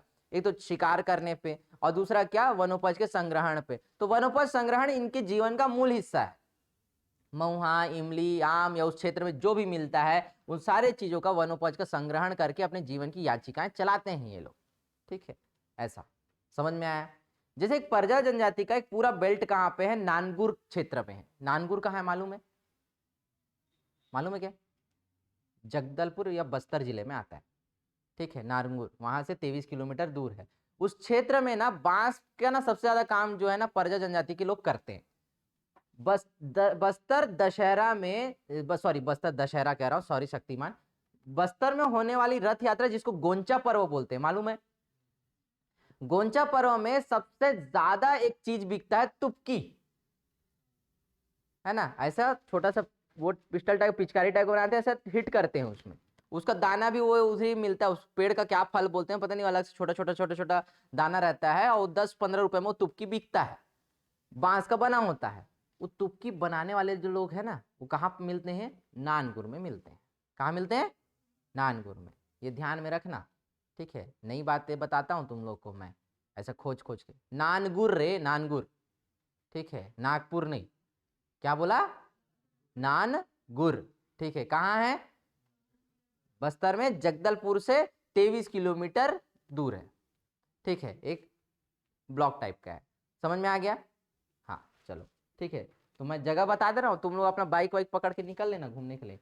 ये अस्थायी बसकर कोदो, कुटकी, गोंदली, धान, मक्का, उड़द, मूंग आदि की खेती करने लगे हैं।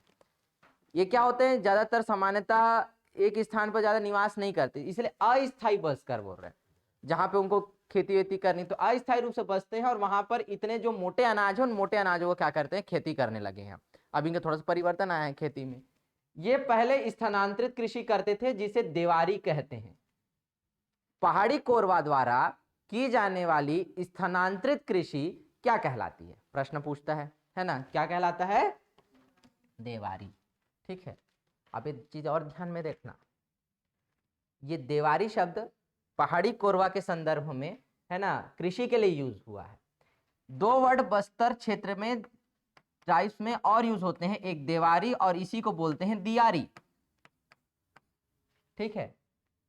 ध्यान में रखना, दीपावली के समय होने वाली देव यात्रा को क्या कहते हैं लोग? देवारी या दियारी कहते हैं। ये ध्यान में रखना, क्या बोलते हैं? दियारी। ध्यान में रहेगा, ठीक है। तो हम लोग दीप वीप जलाकर, है ना, कि मेरे श्री राम आए हैं, ऐसे टाइप का वाला हम लोग दिवाली मनाते हैं, ठीक है। लेकिन जो देवी देवताओं के साथ में मड़ई मेले और यात्रा का जो कार्यक्रम जो तय होता है ना, उसको दियारी बोलते हैं, ठीक है। क्या बोलते हैं? दियारी। ध्यान में रहेगा, बता रहा हूँ नई नई चीजें, उसको नोट करके रखते चलना, ठीक है। यहाँ पे आया इसलिए बता रहा हूँ। तो इनके द्वारा, पहाड़ी कोरवाओं के द्वारा की जाने वाली स्थानांतरित कृषि क्या कहलाती है? देवारी। क्या कहलाती है? जोर से बोलो, भारत माता की। चलो, व्यवसाय, ठीक है। ये लोग मजदूरी का कार्य करते हैं, कृषि और मजदूरी का। ये जनजाति वनों में कंद पहचानने व तीर धनुष से निशाना लगाने में निपुण होते हैं, ठीक है। तो शिकार इनका मस्ट है, ठीक है। तीर धनुष, है ना। मैं तो हमेशा कोशिश, एक तो वो आया था ओटीटी प्लेटफॉर्म पे, एक आर या पार समथिंग करके एक वो आया था ना, या निशानेबाज समथिंग करके उसको नाम दिए हैं। क्या आया था यार ओटीटी पे? वेब सीरीज आई थी, ठीक है। वो वेब सीरीज देखी क्या किसी ने? देखा भाई? मतलब वेब सीरीज देख रहा है तू, पढ़ाई लिखाई छोड़ दिया है, ऐसा ना? हाँ तब ठीक है, देखा तो, है ना। तो उसमें जो है आपको बस्तर का वाटरफॉल दिखाया है, चित्रकूट, देखे? वो जहां से छलांग लगाता है, वो कहाँ, कौन सा वाटरफॉल है? चित्रकूट वाटरफॉल है वो, है ना। कौन सा वाटरफॉल है? चित्रकूट, ठीक है। वहीं वो छलांग लगाता है, बस्तर में शूटिंग हुई है उसकी, है ना। तो उसमें दिखाया गया है कि किस तरीके से आदिवासी जो है ना, निशाने लगाने में, तीरंदाजी में पारंगत होते हैं करके। बाद में इंटरनेशनल शूटर बनता है वो, है ना, तीर से, है ना, गोली से नहीं, तीर से, ठीक।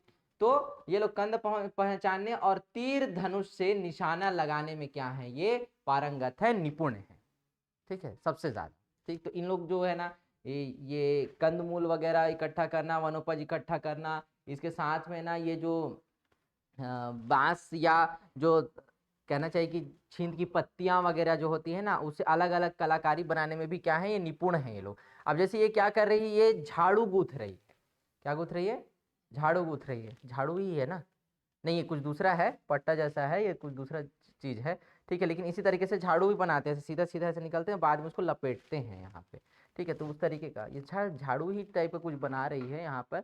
इसी तरीके से ही बनाया जाता है वो भी, उसका एक ऊपर का ऐसा, लेकिन ये झाड़ू नहीं है ना, नहीं है झाड़ू। ये कुछ छीन के उसका कुछ दूसरा वो चीज़ बना रही है, चटाई वटाई जैसा कुछ इन लोग और भी बनाते हैं इन लोग, ठीक है। ये ध्यान में रखना। अगला क्या? सामाजिक जीवन।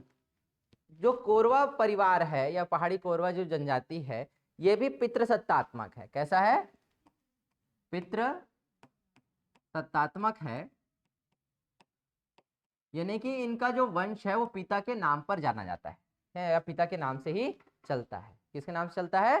पिता के नाम से चलता है। इसमें 5 गोत्र होते हैं जिनके अलग अलग टोटम होते हैं। कितने गोत्र होते हैं? 5 गोत्र होते हैं और सबके अलग अलग टोटम होते हैं। टोटम समझते हो? टोटम का अर्थ होता है ना, बाद में मैं जब अन्य व्यवस्थाएं पढ़ाऊंगा जनजाति की, उसमें बता दूंगा। टोटम क्या होता है? आपका गढ़ चिन्ह होता है। क्या कहते हैं इसको? गढ़ चिन्ह। ठीक, तो गढ़ चिन्ह का मतलब क्या होता है? हर गोत्र का कोई ना कोई क्या होगा? चिन्ह होगा। ठीक है, जैसे आप नेताम ले लो, एक सरनेम, गुणों का है ना, मैं गुण में बता रहा हूँ। एक सरनेम ले लो, ठीक है, नेताम। नेताम लोगों का गढ़ चिन्ह क्या होगा? कछुआ। तेरा क्या है? सलाम। बोध मछली। ठीक है, ऐसा मूछ वाला मछली रहता नहीं है।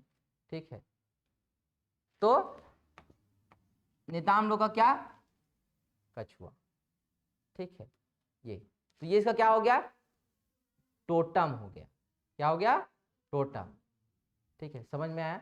इसको टोटम बोलते हैं। उनका वंश का चिन्ह, उनका जो गढ़ चिन्ह है वो भी क्या होता, वो उसको क्या कहते हैं हम लोग? टोटम बोलते हैं। क्या बोलते हैं? टोटम। तो इनका जो 5 गोत्र होता है, तो 5 गोत्र के अलग अलग क्या होंगे? टोटम होंगे। और ये टोटम कैसे बनते हैं ध्यान में रखना, या जब टोटम के विषय में प्रश्न पूछता है तो ये ध्यान है कि टोटम क्या होता है। तो ध्यान में रखना कि जनजाति विभिन्न गोत्रों में बटी होती है और विभिन्न गोत्र के गढ़ चिन्ह या वंश चिन्ह होते हैं जो किसी वनस्पति, जंतु या पक्षियों पर क्या होते हैं, या पक्षियों के नाम पर या पक्षियों का चिन्ह होता है। ऐसा ध्यान में रखना, उसे ही क्या कहा जाता है? टोटम कहा जाता है। याद रहेगा? अगर मेंस में लिखने के लिए आ गया तो मैं और भी संशोधन करके उत्तर को और अच्छे से बता दूंगा, लेकिन टोटम यही होता है। क्लियर है? समझ में आया जनमान्य बंधुओं? हाँ कि ना? हाँ, ठीक। एक ही गोत्र में विवाह नहीं होता है, बार बार बता रहा हूं। ठीक है, समान गोत्र होगा उसमें विवाह होगा क्या? नहीं होगा। प्रसव के लिए पत्तों से निर्मित एक झोपड़ी बनाई जाती है, इसे कंबा कहते हैं। क्या बोलते हैं? कंबा। जोर से बोलो, एक बार और बोलो, भारत माता की। हाँ, ठीक है, क्या बोलते हैं? कंबा। ठीक है, तो ये क्या है? पत्तों से निर्मित अलग एक झोपड़ी बनाई जाती है और झोपड़ी क्या कहते हैं? कंबा कहते हैं। ठीक, प्रसव इसी झोपड़ी में एक स्थानीय दाई के द्वारा कहा जाता है। इस दाई को दरगिन या डोगिन कहा जाता है। हाँ हाँ, वही है। ठीक है, एक दाई क्या कराती है? स्थानीय दाई प्रसव करवाती है और उसे क्या कहा जाता है? डोगिन या दरगिन भी कहा जाता है। कई कई जगह पे दरगिन लिखा होगा, बुक में देखो क्या लिखा होगा, डोगिन लिखा है ना। हाँ, ठीक है, क्या कहा जाता है? डोगिन या दरगिन कहा जाता है। ठीक है, भुंजिया में इसको शायद दरगिन बोलते हैं, भुंजिया जनजाति में। ध्यान में रखना है इसको। ठीक है, ये ध्यान रखना कि कोरबा में इसे क्या कहा जाता है? डोगिन कहा जाता है। क्लियर है एकदम? हाँ, तो ये पूछता है ना, ये ध्यान में रखना। जन्म संस्कार, तो आओ लाल गोपाल पाल। ठीक है, चलो। बच्चे का नाल तीर की नोक से या चाकू से काटते हैं। किससे काटते हैं? चाकू से। ठीक है, अब इनके यहाँ प्रसव तो झोपड़ी में हो रहा है ना। ठीक है, तो वो कैंची तो नहीं मांगते, तो इसलिए क्या? तीर की नोक या चाकू से। इनकी अपनी परंपराएं है ना। ठीक है, वीर पुत्र पैदा होगा, ऐसा वाला डायलॉग चलता होगा ना इनके में। ये शिशु को के जन्म को भगवान की देन मानते हैं। किसकी देन मानते हैं? भगवान की देन, है ना, कि पापा की परी है ना फूलों से सज के आई थी, ऐसा वाला। ठीक, तो शिशु के रुदन को, यानी कि जब शिशु ज्यादा रोता है तो इसे अपशगुन मानते हैं। क्या मानते हैं? अपशगुन मानते हैं, और कभी कभी उसकी हत्या भी कर देते हैं। क्या कर देते हैं? हत्या भी कर देते हैं। अरे होता है, बहुत सारा चीज है। आप लोगों को ना टोटका बता रहा हूँ, पर परंपरा जो पुरातन समय में चला आया है, जो आप लोग अरे सही बता रहा हूँ ना, सुनना उसको। ठीक, हाँ, तो आप वो ध्यान देना, कभी कभी पुराने जो लोग हैं, है ना, उसमें माता पिता का किसी किसी का नाम सुनते होंगे, दादा वादा का नाम हम लोग भी सुने हैं। किसी का नाम मेहत्तर रहता है। ठीक है, जो सफाई करने वाला मेहत्तर। किसी का नाम कचराबाई रहता है। ठीक है, किसी का नाम झाड़ू रहता है। ऐसे सुने हो ना? है, सुने हो कि नहीं सुने हो? ये गांव में एक सामाजिक टोटका है ये सब का, है ना। किसी का नाम कचरा, मेरे दादा का नाम ही झाड़ू था, और क्या बताऊं। ठीक है, कारण बता रहा हूं। जब क्या होता है, स्त्री का प्रसव होता है और प्रसव के बाद शिशु की जन्म ना, एक के बाद फिर देख क्या उसकी डेथ हो जाना, है ना। जैसे मेरे दादा भी शायद तीसरी चौथी संतान कुछ थे, तो क्या हो रहा था कि उनकी जो 3 संतान है प्रसव के दौरान जो है क्या हो जाते थे, खत्म हो जाते थे, मतलब उनकी मृत्यु हो जाती थी। तो गांव देहात में इस तरीके का टोटका या इसको सामाजिक रूढ़िवादी समझो आप, तो इस तरीके के नाम या इस तरीके का, है ना, नाम का प्रयोग, नामकरण तत्काल करने से शिशु बच जाता है, ऐसा बोलते थे। और उसके लिए भी प्रक्रिया, जैसे शिशु का जन्म होता था तो घर में घुरवा, वही नरवा घुरवा वाला घुरवा कचरा जो होता नहीं है, ठीक है, वहां पे ऐसे जगह बनाए रहते थे जाके, कि जैसी जन्म लेगा ले जाके उसको थोड़ा सा कचरा में डाल देना है। टोटका, टोटका बता रहा हूं ना, इस तरीके का आज भी कई जगह में प्रचलन है ये चीज, ठीक है। ले जाके वहां पे क्या कर देते थे, रख देते थे और तुरंत उसको उठाते थे घर के दूसरे स्त्री, है ना, उसको उठाते थे और उसका नामकरण करते थे, कचरा, महत्तर या झाड़ू, इस तरीके का नाम रखते थे, ठीक है। और इससे ये बोलते थे कि इससे शिशु की क्या बच जाएगी, जान बच जाएगी, इसकी मृत्यु नहीं होगी। अगर इस तरीके से घटना अगर पहले हो चुकी है तो 1 मृत्यु 2 मृत्यु ऐसे होती चली आ रही है, तो इस तरीके से उसकी रक्षा करने के लिए ये नामकरण किया जाता था।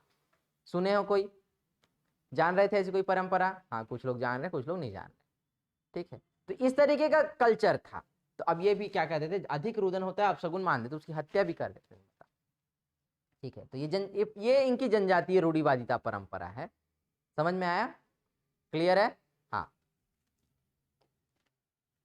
विवाह संस्कार, जिससे मेरे को हमेशा डर लग रहा है, ठीक है। और कभी भी तलवार लटक के गिर गई तो फिर क्या मतलब, है ना। वो जो तलवार है या तो वो चल जाए, है ना, और हम सुरक्षित रहें, और या तो वो गिरे ही ना, और बार बार वो क्या है, वो डर दिखाया जा रहा है कि ये विवाह होगा, विवाह होगा, तो ये थोड़ा सा अंदर क्या लगता है, घबराहट, ठीक है। अभी नहीं समझोगे आप लोग। विवाह हेतु लड़कों की सामान्य उम्र 16 से 20 वर्ष, ठीक है। ये इनके लिए है ना, हम वैधानिक तौर पे नहीं जाना अभी। युवतियों के लिए 15 से 18 वर्ष, ठीक है। ये निर्धारित लगभग इस आयु में इन लोग शादी कर देते हैं, ठीक है। और वही मामा की बेटी वाला कल्चर, ठीक है। विवाह का प्रस्ताव वर पक्ष की ओर से जाता है। किसकी ओर से जाता है? वर पक्ष की ओर से। विवाह में वर के पिता द्वारा वधु के पिता को सुख दिया जाता है। तो सुख में क्या, सुख मतलब वधु मूल्य, क्या वधु मूल्य। अब एक तो प्रश्न बन गया कि कोरवा जनजाति में वधु मूल्य को क्या कहा जाता है? सुख। अब चावल, दाल, है ना, और गुड़ वगैरह, और साथ में 40 रुपया 100 रुपया, ऐसा कुछ भी, ठीक है, सामर्थ्य के अनुसार ऐसा सुख किसको दिया जाएगा? वर पक्ष के पिता लड़की पक्ष के या वधु पक्ष के पिता को देगा, ठीक है, कन्या के मूल्य के रूप में या वधु मूल्य के रूप में। ये क्या कहलाता है? आपका सुख। ध्यान में रहेगा। वधु मूल्य क्या कहलाता है? जोर से बोलो, भारत माता की जय, ठीक। इस जनजाति में ढुकू विवाह का प्रचलन है। किसका प्रचलन है? ढुकू विवाह। तो ढुकू विवाह महिला द्वारा जबरदस्ती किया गया विवाह क्या है? विवाह क्या कहलाता है? ढुकू विवाह कहलाता है। क्या कहलाता है? ढुकू विवाह। तो अब प्रश्न बनता है कि ढुकू विवाह किस जनजाति में प्रचलित है? तो कौन सी जनजाति आएगी? पहाड़ी कोरवा। इसके अलावा गुरावट विवाह, ठीक है, लमसेना, मंगी विवाह, ये उड़रिया, इसको उड़रिया भी बोलते हैं ना, उड़रिया विवाह, विधवा पुनर्विवाह, देवर भाभी के मध्य विवाह, है ना, ये सब प्रचलित है, ठीक है। नियोग प्रथा के अंतर्गत तो हम उसको देखते हैं, देवर भाभी के मध्य विवाह, ठीक है। इसमें विवाह के 4 चरण होते हैं। कितने चरण? 4, ठीक है। आधुनिक शादी की तो बात मैं करूंगा नहीं। एक दिन मेहंदी होगा, फिर संगीत होगा, फिर अलाना फलाना ढिमका, वो क्या क्या, तो और फिर आजकल तो नया नया परंपरा भी ले आए हैं, वो दूध और क्या बोलते हैं, वो पानी मिला के एठो को पतीले में गुलाब गुलाब ये सब अब डाल के वो क्या तो खोजते हैं ऐसे, है क्या खोजते हैं? वो खोजते हैं, उससे क्या होता है? अंगूठी खोजते हैं, बोले ना, क्या होता है उससे? पूरे आधुनिकता की ओर हम लोग बढ़े। जनजाति में सिर्फ 4 स्टेप होता है, ठीक है। मंगनी, इनमें पहाड़ी कोरवा में हालांकि हम लोग 3 ही करते हैं। मंगनी, मंगनी के बाद सूत बंधौनी, जब वो सुख दे रहे हैं, ठीक है, सूत नहीं, ये मतलब वो क्या मड़वा छीते कुछ ऐसा बोलते हैं इसको। फिर विवाह होता है, ठीक है। परिणय बंधन में बंधते हैं शुद्ध हिंदी में। उसके बाद गौना, गौना क्या होता है?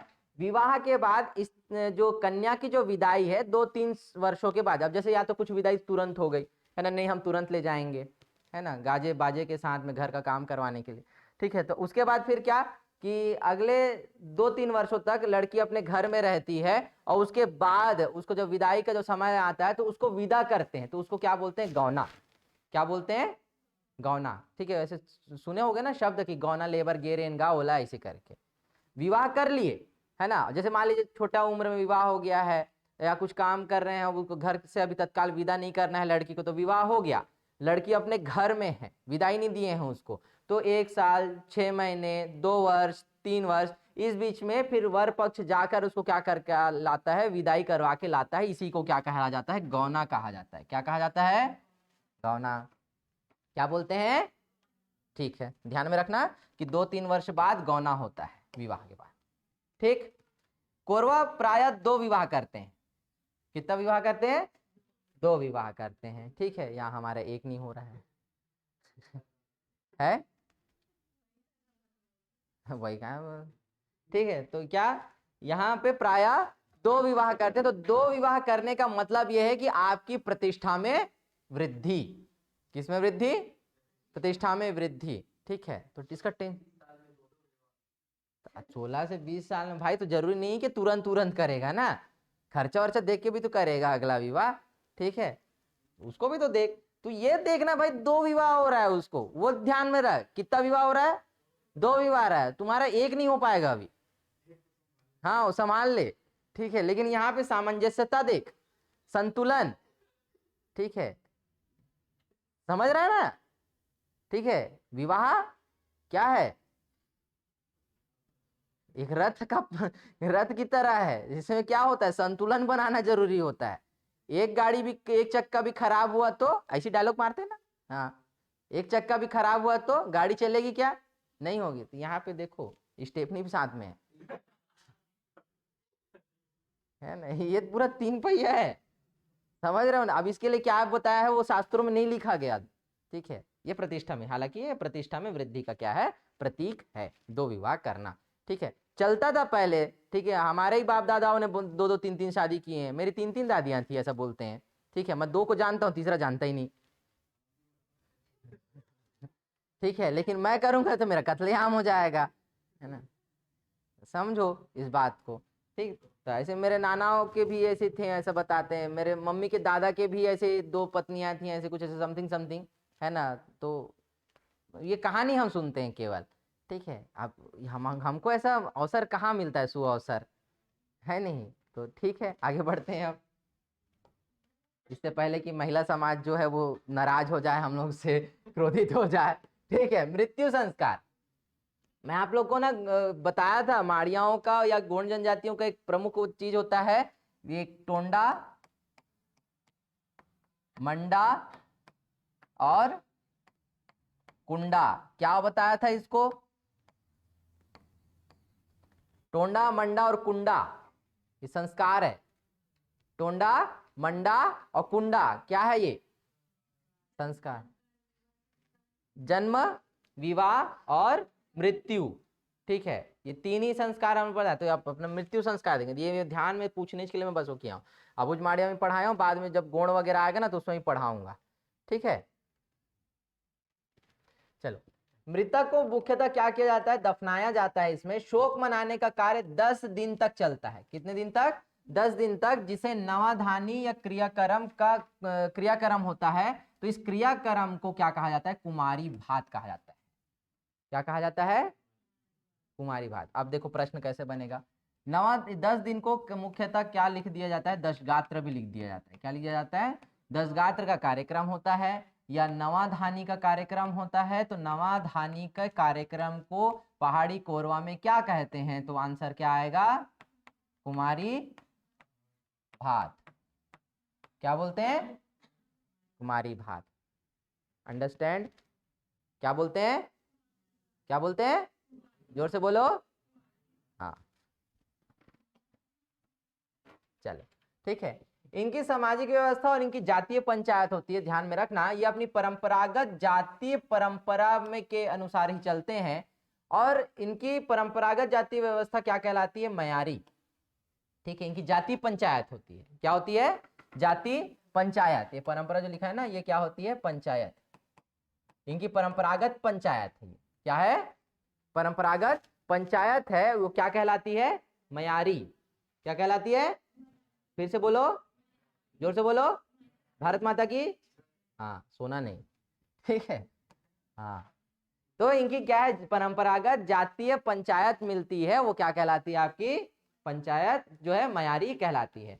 मयारी का क्या होता है? प्रमुख मुखिया कहलाता है। क्या कहलाता है? मुखिया। इस पंचायत में और कौन कौन सदस्य होंगे? मुखिया के अलावा पटेल होगा, प्रधान होगा, भाट होगा। सबका अलग अलग काम है। इस तरीके के क्या होते हैं? पदाधिकारी होते हैं। क्या होते हैं? पदाधिकारी। कई ग्राम मिलकर गठित जो जातीय पंचायत होती है, अलग अलग गांवों को, इनके अलग अलग गांवों को मिलाकर जो जातीय पंचायत बनेगी, उसका जो मुखिया होता है वो क्या कहलाता है? टोलादार कहलाता है। क्या कहलाता है? टोलादार कहलाता है। इनके सामूहिक गांवों के, अलग अलग गांवों के मिलकर बनी जातीय पंचायत का प्रमुख क्या कहलाएगा? जोर से बोलो, लिख लिए ना? तो अब जोर से बोलो, टोलादार। ठीक, कंप्लीट। यहाँ पे याद रहेगा, है ना? जाके रिवाइज करना, नहीं तो खिचड़ी होगा, ये ध्यान में रखना। ठीक, अब धार्मिक और सांस्कृतिक जीवन कैसा है? पहाड़ी कोरवा जनजाति के लोग अपना आराध्य खुड़िया देवी को मानते हैं। किसको? खुड़िया देवी, है ना, या खुड़िया रानी देवी को। ठीक है, किसको मानते हैं? खुड़िया रानी देवी को अपना आराध्य मानते हैं। जसपुर रियासत में खुड़िया रानी का प्रसिद्ध मंदिर है। कहाँ है? जसपुर में। ठीक है, अब प्रश्न पूछता है कि खुड़िया रानी देवी का प्रसिद्ध मंदिर कहाँ स्थित है? तो कहाँ स्थित है? जोर से बोलो, जसपुर में। कोरवा इन्हीं से अपनी क्या मानते हैं? उत्पत्ति मानते हैं। इसके अतिरिक्त किन किन देवताओं की वो और पूजा करते हैं? जैसे ठाकुर देव, दुल्हा देव, सिंगिर देव, है ना, गोया देव। जो पशुधन का देवता होता है, पशुओं का देवता जो है वो क्या कहता है? या पशुधन जो संपत्ति में मानते हैं हम, उनका देवता कौन होता है? गोया देव होता है। इसके अतिरिक्त नाग, बाघ, सूरज, चांद, वृक्ष, पहाड़, धरती, नदी आदि को भी ये देवता मानकर क्या करते हैं? पूजा करते हैं। यानी कि जनजाति जो है मूलतः प्रकृतिवादी है, ये यहीं से सिद्ध होता है। ठीक है, क्या है वो? प्रकृतिवादी है। ठीक, इनमें तंत्र मंत्र को जानकर, या जो तंत्र मंत्र की जो विद्या जानता है, ऐसा जो जानकार व्यक्ति है वो देवार बैगा कहलाता है। क्या कहलाता है? देवार बैगा। प्रश्न बनता है कि कोरवा जनजाति में, प्रश्न क्या बना? कोरवा जनजाति में तंत्र मंत्र का जानकार व्यक्ति क्या कहलाता है? तो क्या आएगा आंसर? जोर से बोलो, जोर से बोलो। हाँ, ठीक, वो क्या हुआ? देवार बैगा। ठीक है, ये तंत्र मंत्र का क्या होता है? जानकार। ठीक, आगे आते हैं, इनके पर्व वगैरह देखते हैं। कृषि से संबंधित ये जो कौन कौन सा पर्व मनाते हैं? एक को कहते हैं बीज बोहनी, एक कोरा और धेरसा। ठीक है, धेरसा जो रास्ते की पूजा करते हैं। ठीक है, रास्ते उसी को बोलते हैं ना, धरसा। ठीक है, अरे धरसा योजना आया था यार पिछले वाले कार्यकाल में। ठीक है, बीज बोहनी, कोरा और धरसा, ये क्या है? इनके कृषि से संबंधित पर्व है। इसके अलावा क्या क्या मनाते हैं लोग? दशहरा, नवाखानी, होली, कर्मा, सोहराई। ठीक है, नया पर्व, नया साल, नया वर्ष वाला। ठीक है, तो ये चार, 1 2 3 4 5 कार्य पर्व और मनाते हैं इसके अतिरिक्त। जैसे चैत्राई है, चैत्र में रे नया साल जो मनाते हैं। हाँ, वही तो, हाँ। ठीक, अगला क्या? लोकगीत। तो लोकगीत कौन कौन सा? कर्मा गीत, बिहाव गीत, फाग गीत। ठीक है, ये इतना इनका क्या है? प्रमुख लोकगीत है। किनका? पहाड़ी कोरवाओं का। ठीक है, लोक नृत्य में, है ना, ये नृत्य जो है कौन कौन सा लोक नृत्य करता है?